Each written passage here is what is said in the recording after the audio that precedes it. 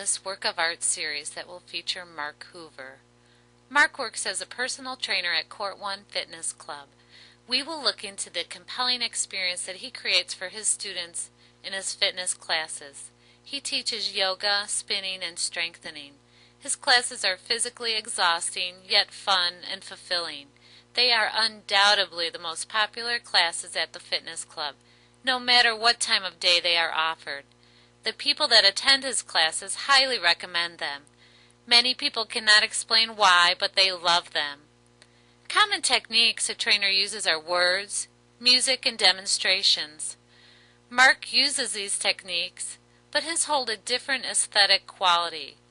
Everyone knows that they should exercise, but they find the work to be grueling. Somehow, Mark transforms exercise into a pleasurable experience, and we will see how. We will explore his use of words and demonstrations, his use of music and humor, and finally his methods of outstanding customer service used to engage students. The subtle differences between something compelling and non-compelling will be revealed.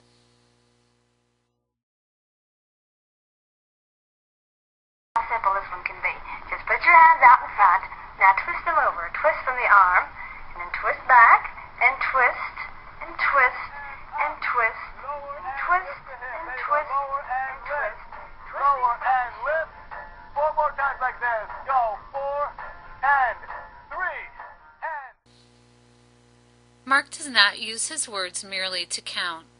He offers educational insights, displays credibility as a partner in exercise, and he uses metaphors and analogies to make the words come alive. With my own experience, I have been where you are, and it wasn't that long ago. And I can, because of what I've seen, I can show you things that you would never have dreamed possible. So that's kind of what I am. I'm the merchant of the impossible. Right? That's a good thing to be, and a good way to relate to people too. Well, I'm not blowing smoke. Yeah. I know what worked and what didn't, and you know, I don't think I'm the exceptionally gifted person physically or athletically. So I think like I am a demonstration of what you can do if you lose self-limiting attitudes. Mark uses metaphors and analogies as an aesthetic component of language to influence our experience. His words create visual imagery. These are some examples.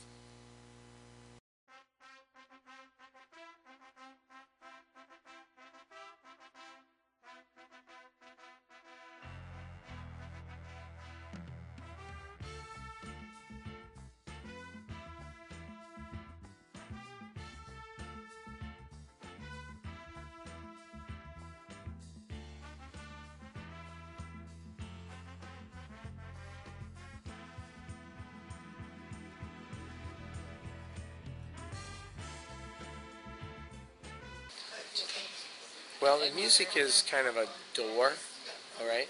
But on its own, it won't do the job. Really, like, what you said there is actually really perceptive. Okay, and you've experienced several different kinds of classes I teach, and it's almost as if it's a different version of me teaching, right? But, I mean, that's on purpose, right? I want my persona to reflect what we're trying to achieve in the class, right? So there's nothing fake or acting about it. It's just like saying like you have a gem with different facets. So each one is a different facet, right? But that much said, what I learned pretty early on in teaching is that you can't impose a move, but you can create the conditions from which the right move will emerge. So when I come into the room, I read the room from the moment I step through, and then I make adjustments as I go. Like, for example, in the Pilates class, sometimes I get on my antenna picks up, you know, crowds restless, surly, you know, not wanting to be pushed so much. And I can't be reactive. I'm there to take them to a different place, not just react to them and try to reinforce what's there. But I also can't just force something down their throats. So I have to think, how do I change this mood, all right? How do I rework it, turn it back in on themselves? I know that most people can be stripped down from their mood by physical intensity. So typically in that situation, I would string up 2 or 3 intense, highly focused exercises that kind of peel that all away.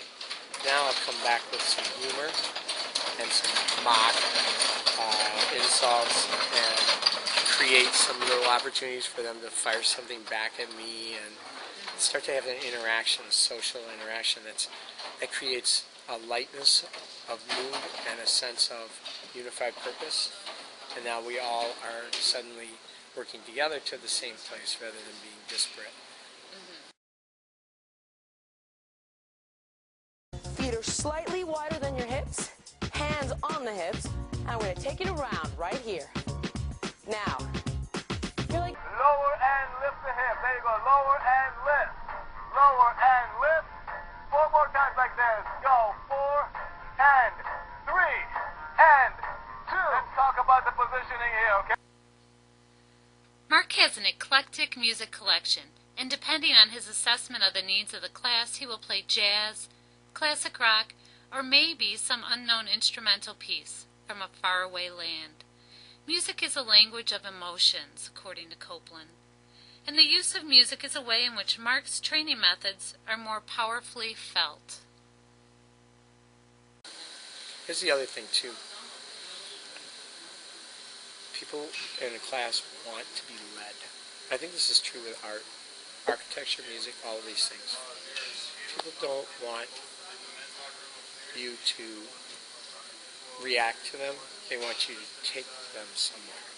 A good piece of art, a good piece of poetry, a good piece of music transports you. It takes you from where you are and puts you in another place. So I think about that actually a lot in the classes. I want you to walk in one place and walk out in another. Right? So there has to be an arc to it. Right? So I actually think that the class experience is kind of a model of our life experience. Most of our happiness comes in very small but regular doses. Okay?